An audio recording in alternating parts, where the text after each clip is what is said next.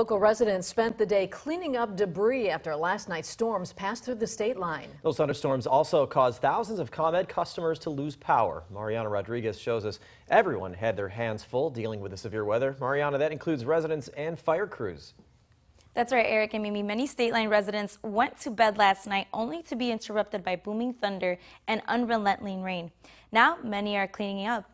Broken tree limbs, some hanging over sidewalks, and this tree cut almost perfectly in half. It's just a snapshot of the damage caused by Tuesday night's thunderstorms. Laying there in bed, and I heard this sound. It sounded like, it wasn't thunder, but it was sounding like wood breaking. The sound that resident Jack O'Hara heard came from this tree just across the street from his home on Sandy Hollow Road. The storm knocked it onto the power lines. Radio went off, and my alarm clock that I have by the side of the bed, it started flashing, and that means that we lost some power.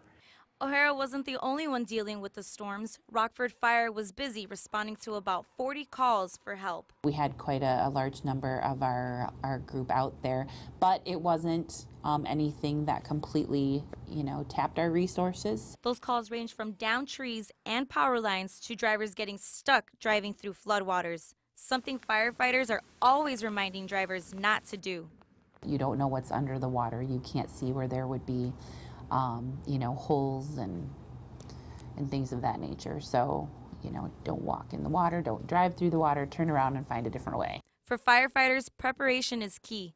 And once they know what kind of storm they're up against, they create a game plan. With storms, there's always the potential for heavy rain, there's potential for high winds.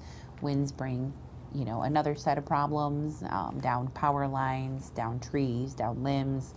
So we try to, based on what the history of a storm is producing prior to this area, then we try to plan accordingly.